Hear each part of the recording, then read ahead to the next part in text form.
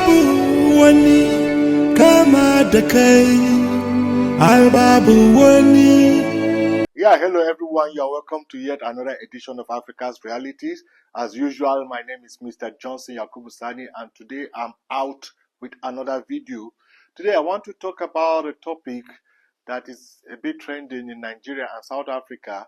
Now is the death of a South African who came to Nigeria, and after 5 days in Nigeria, she died of sickness. And now a lot of conspiracy theories are coming out about her death because she just spent 5 days in Nigeria and she died. And it has brought a lot of conspiracy and a lot of allegations and so forth. Well, before we go into this content of today, I want you to subscribe and ring the notification bell so that whenever I come with a video, you get to be amongst the first to watch. And I also want to thank my returning subscribers for always keeping faith to watch my videos whenever I drop them in this channel. Now, without further ado, let's go into the discussion of today. Now, the discussion of today is about this South African that came into Nigeria. She came during this dirty December. I think she came for dirty December, or she came during the period of dirty December. And we were told that after 5 days that she died. And then the conspiracy theory coming out now is that she must have been used as a ritual sacrifice. And what is informing this conspiracy is because she only spent 5 days in Nigeria and she died. For her to spend 5 days in Nigeria means she must have been used as a ritual sacrifice. Now, there is no evidence to show that she was used for rituals. But just because of this duration of time for being in Nigeria, that is where this conspiracy is coming about. That there must be ritual, there must be voodoo, there must be fetish involved, and whatever. Now, this video, a lot of people have made videos and they are talking about the man that brought her, investigation and whatever. This is not the angle that my own video will be coming from. My own video is coming from the angle of the claim of rituals. Now, I'm going to come on this angle. Now, I'm not refuting rituals, or I'm not saying there's no rituals or there's rituals. But I just want to lay some facts on the ground that people should not base their conspiracy based on periphery. People need hard evidence before they can start accusing anybody or concluding on anything that they don't have evidence on. Now, what we have heard is that she died of malaria and she was diagnosed of malaria and she died. Now, I'm not refuting the fact that voodoo can happen in a way that people say sickness to you. It does happen, but I am just saying, let us not have a conclusion first, because a lot of people, even the South Africans, even some Nigerians, are having a kind of conclusion that it must be voodoo just because of this limited time limit that she died in Nigeria. But please, follow me in this video and then you understand. Now, before I go further, let's just watch this little clip. And when we come back, we'll discuss more. A South African girl who visited Nigeria on the 17th of December 2024 was said to have died mysteriously 5 days later under a very unusual circumstance. Although we are hearing she may have died from malaria, many people believe she may have been used for morning rituals. The young lady, who goes by the name of Primrose Felicita Day, left Cape Town on the 17th of December to visit a friend in Nigeria. Now, the friend that she came to see in Nigeria is where we are having issues with this story. Her people did not exactly know what she had come to do or who she had come to see. She is an adult, so obviously her life, her business. However, after she passed, her family got the news of her death. They began trying to make arrangements for her body to come home. At the same time, they had questions, but they did not know who to ask until she was linked to a not so popular Nigerian artist named Snazzy Nyanga Emmanuel. I've never heard of him, but from what we could gather, he shuffles between South Africa and Nigeria. At a point, he is believed to have lived in South Africa, and he was the one posting videos of himself and the late Primrose, which caught a lot of people's attention because now it's clear whom she may have seen in Lagos whom she may have come to see in Lagos, and he becomes the obvious choice to answer the question as to what happened to her. Now, it was said he first shared a video of himself with Primrose having dinner at a restaurant in Lagos. He shared this video on the 30th and captioned it, "Many people that love me unconditionally don't die finish," which was clear he was referring to her. But according to him, this video was made on the 18th of December, the day after she arrived in Lagos, which in my opinion is clear and believable that she had come to see him. Now, people started reaching out to him more often when they realized that there were more videos of the two of them together on his page. So at this point, it is clear that Emmanuel knew who Primrose was, and it was obvious to a lot of us that she had come to visit him. And so many people began calling him out, asking him questions as to what happened to this girl. How does a healthy girl leave her hometown in South Africa to Nigeria only to die of malaria 5 days later? And Emmanuel responded, explaining himself. According to his own point of view, he had known Primrose for 5 years, from way back to when he was in South Africa, and that her first time of visiting Nigeria was in April of 2024, earlier that same year, and that it was possible at the time she had come to visit him. However, he claims that this her second visit in December was not for him, indicating that Primrose has many Nigerian friends, many male Nigerian friends, and that one of them may have been the one who sponsored her coming over for the holidays. And about his dinner with her on the 18th, he said that it was just casual, that they just hung out at a restaurant. You know, one of those visits where she's like, "Hey, what's up, Emmanuel? I'm in Lagos now. Can we chill? Can we hang out?" And they agreed to meet at the restaurant, pretty much insinuating that after this dinner date, she went back to whomever she was staying with, and he went back to his house. And according to him still, during this dinner date, she told him that she wasn't feeling fine, that she wasn't feeling well.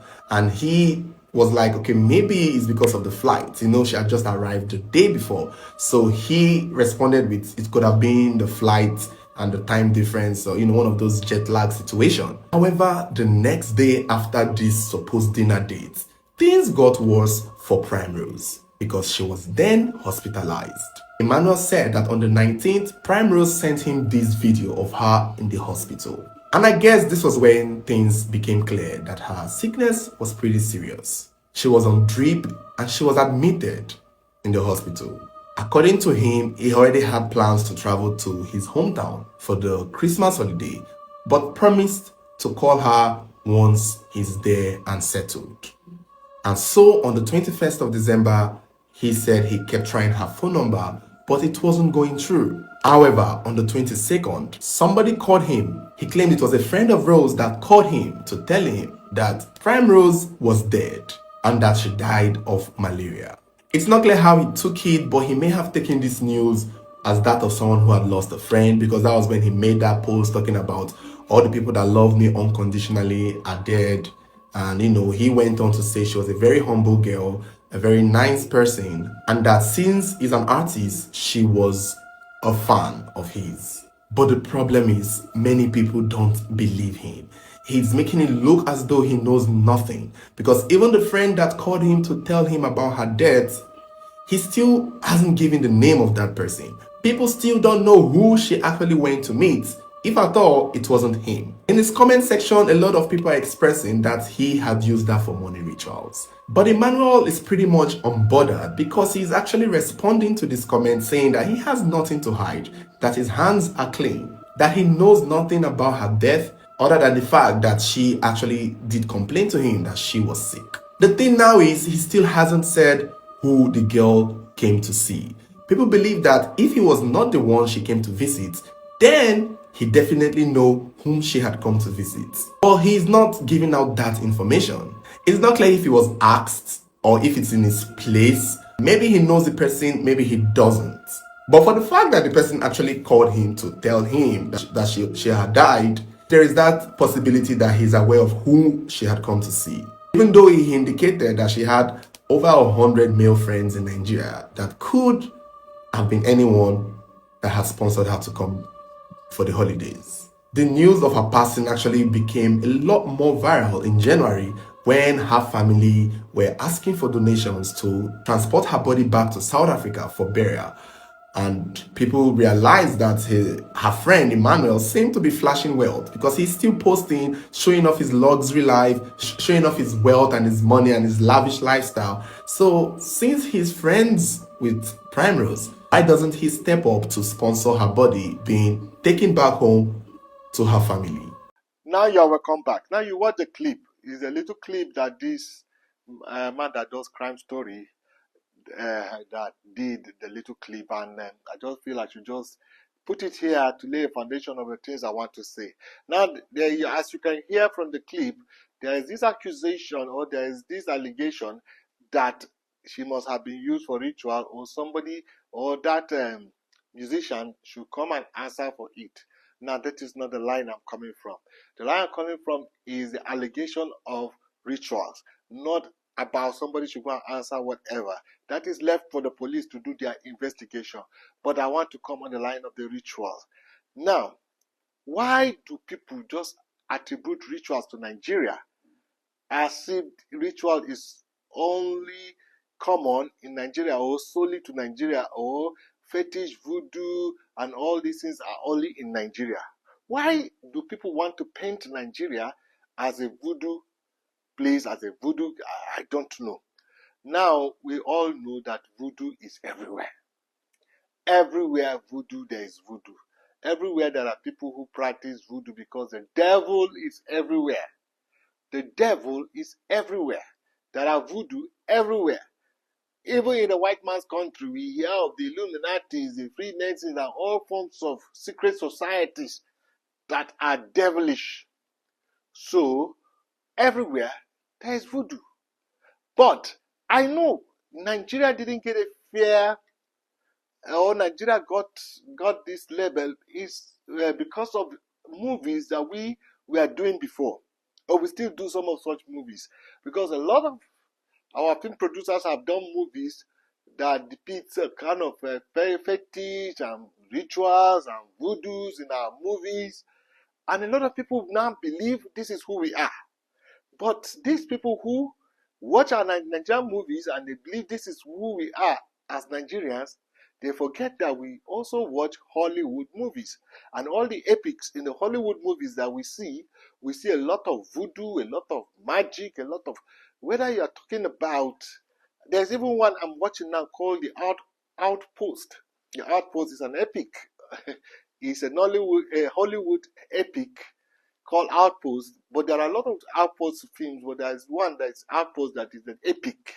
Has a lot of voodoos, has a lot of bringing demons, has a lot of, so we know a lot of, there's this Legend of the Seekers, there are all these voodoo, Harry Potter, King of the Rings, all these things are epics of the white man that shows a kind of magic and voodoo and fetish and rituals and all these things.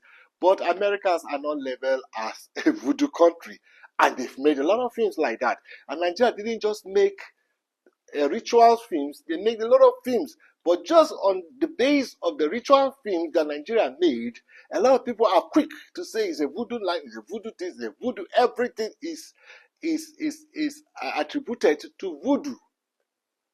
I am not saying there are no voodoo in Nigeria. I know Nigeria, we are very spiritual. It's either you are spiritually with God and with Jesus and with Allah or whatever, or you are spiritually fortified with your traditional thing in your village, or you go to Babalawo and a witch doctor for fortification, or you go for all those things. A lot of people do patronize witches and witch doctors for favor or whatever. Some people even say they patronize witch doctors for transfer of stars. Like if your star is bright, somebody will use it to transfer to his own that is a dull star, that he was not made to be somebody important on earth, and he transfer your luck to his luck. There are a lot of permutations about voodoo, we all know, but it is not only in Nigeria. Voodoo is not exclusive to Nigeria, and that is my point. Now, even the South Africans, you too, you have your Sangoma, you have all your voodoos, you have your, hey, thank God you have a lot of white, or the white have ruled you for a lot of times. Maybe you will have gone the way of Lesotho, because you are Lesotho. Lesotho is in the midst of you. So you and Lesotho, there's no difference between South Africa and Lesotho, because Lesotho is South Africa. As far as we know, Lesotho is South Africa.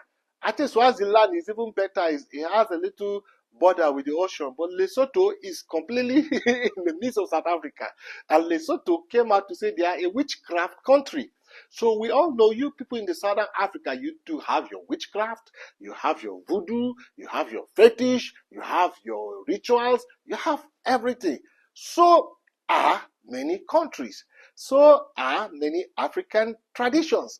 Before the white man brought Christianity, many of the African traditions are mostly fetish and voodoo and talking to ancestral and seeking ancestral to help you in life, all those things. So it's not an exclusive thing to Nigeria. So it's not everything in Nigeria that you say is voodoo. Natural causes bring death to people too. That is my point. Natural causes. So until it is proven that it is voodoo. Now, I am not saying there are no voodoo in Nigeria, but the kind of voodoos we know in Nigeria, if she was dead as a sacrifice, they will mutilate either her private part or her breast or everything to take to shrine, to be used as sacrifice, to be used as voodoo for somebody to enjoy this life.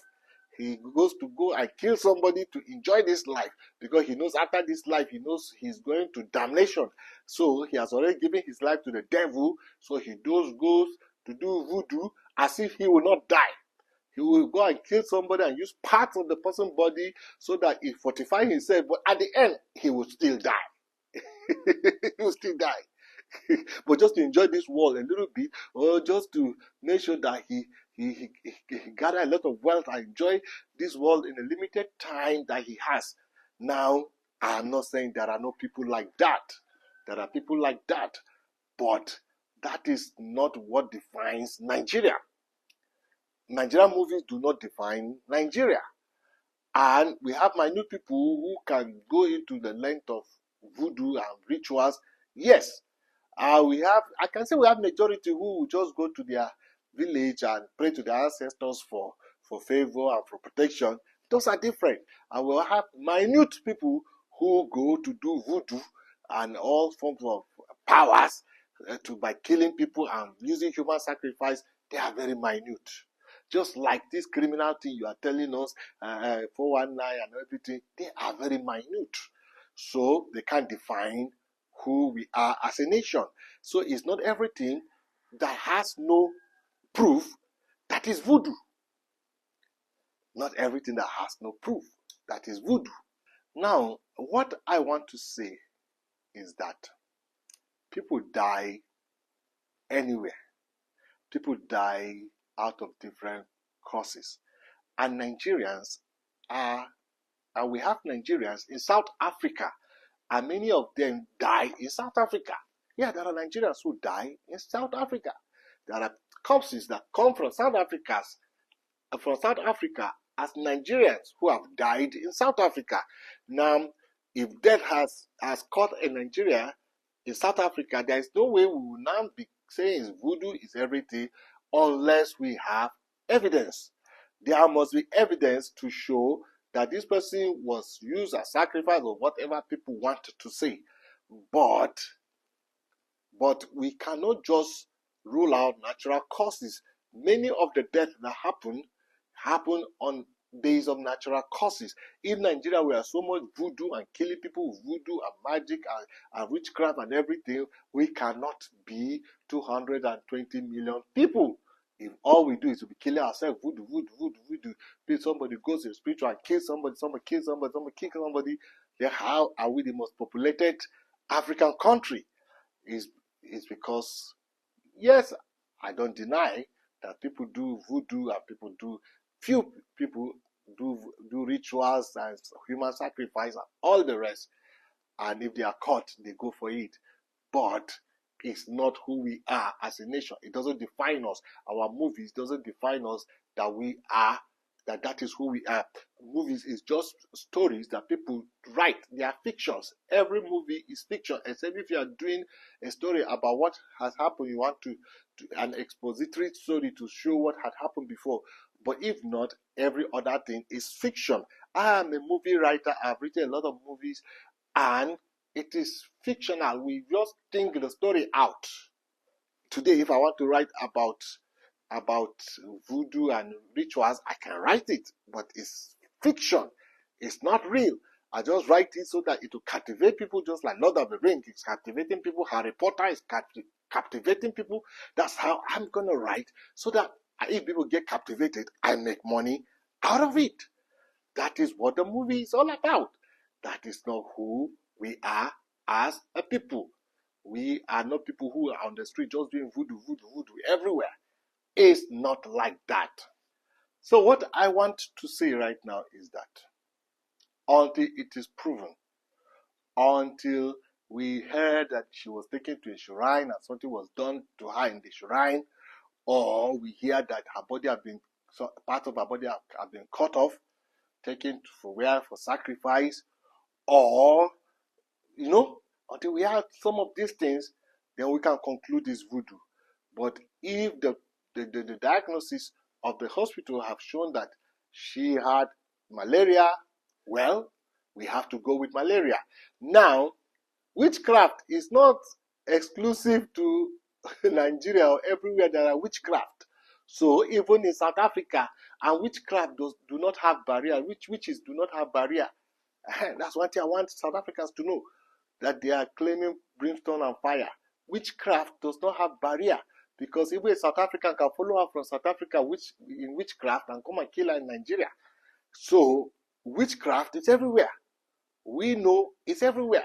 People can fly and come and kill you anywhere. There's no barrier for a witch to leave South Africa today and land in Nigeria today and finish and go back to South Africa, because the witchcraft travel in the spirit, is also travel in the physical realm, he travel in the spiritual realm too. So if he travels in the spiritual realm, so he has no barrier.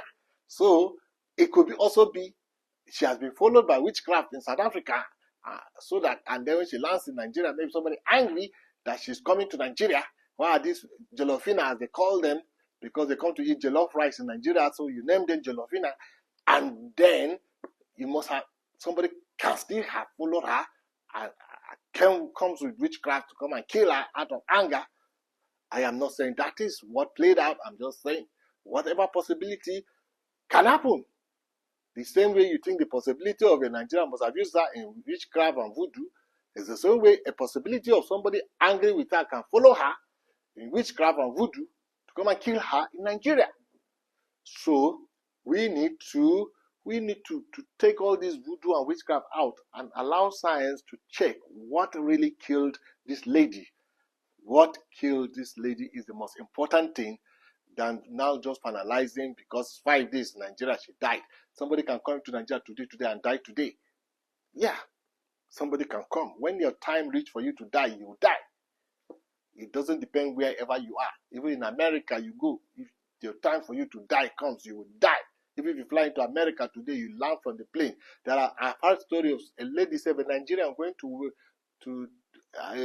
about to wed, and she's traveling to America to go and buy some things for her wedding. Inside the aeroplane, before she landed in America, she died. So when the aeroplane landed and they are checking, they found out that one of the passengers is dead. So people can die at any point, at any time. So because of 5 days, you say she died because of 5 days. When she's been shown how she has been sick and she's hospitalized, I think every conspiracy theory should die down until we have concrete proof. Now, on a final note, I just want to say, for people who are into hookups and prostitution and hookup and whatever you do, you see, these are the kinds of business or trade, or what would I call it, profession. These are the kind of profession that you can't go without fortifying yourself. Number one, you are already off with God. God can never be with you. God can never protect you. God can never be with you because you are a prostitute. You are a prostitute, so you cannot have the backing of God. That's for sure. God cannot be backing you for you to go and be earning in prostitution and keep on backing you and protecting you and helping you. So it can't work. Except if you quit the trade and come to God, that's when it works. So I know most people who are into this business, they still go to their babalawo, to go to their sangoma or whatever to fortify themselves so that somebody with witchcraft cannot get them, or somebody coming with voodoo to attack them cannot get them. But I don't think they just do it like that. There is a way of saying that some women also do it so that anybody who sleeps with them will always come back to sleep with them. So they go to collect voodoo in whatever form to put on their body, put on in their private part. You have sex with them. All you think about is having sex with them and give them money and money and money. All these things we hear about them, and I don't know if they play out. Some people say they actually play out. Me, I don't know. I don't know. I've never been to a witch doctor. I've never patronized a witch doctor. Jesus has always been my strength, and Jesus will always keep me. But I'm saying that I know a lot of people who practice this trade, they fortify themselves. So if you know that you don't want to be with God, you don't want to stand with Jesus, you don't want to travel from country to country for prostitution, maybe you should go and fortify yourself with powers too. So that, because you go into different places, because these things are not done in the open, they are done in the underworld. So you are going to the underworld to do things. You meet people of the underworld. Now people of the underworld, they've already left the ways of God, and they are with the devil. And the devil doesn't mind taking life of the people who are not of his and wasting lives. So my own advice is that you want to do hookup, you're taking it as a trade, which is unfortunate for you, but you want to cross countries with hookup and sell your body and sleep with men and do hookup. I am not giving fault to anybody. I'm not saying giving fault to South Africa, because a lot of Nigerians say a lot of Nigerian ladies are into hookup. A lot. So it's not about a South African thing. But I know these Nigerians, they are very good to go and fortify themselves. There are all levels of hookup in Nigeria. Yeah. So I am not saying, hey, but just you, either you, South Africa, you want to come to Nigeria because there are a lot of people with money to give you. Maybe you should go and fortify yourself too with your sangoma and everything, so that everybody coming with his magic will know that you too have your own magic to protect yourself. Because I cannot deny that there are no people with magic and witchcraft in them. I am just saying that if you go to the underworld and doing the underworld business of armed robbery, of armed robbery, kidnapping, prostitution, all this underworld, they don't do it just like that. They go to fortify themselves. Yet, at the end, they will still be killed. They are caught. But that is just my point. Fortify yourself. If you cannot be in the middle, you are either here or you are here. As you identify to be here, go and be there wholly, completely be there. Don't be like you are there and you are here. You have no protection anywhere. You have no protection here, you have no protection here, because you are neither here and neither there. That is just my point. So thank you for listening to me, and I want you to subscribe and ring the notification bell until I come your way another day. My name is Mr. Johnson Yakubu Sani. Remain blessed.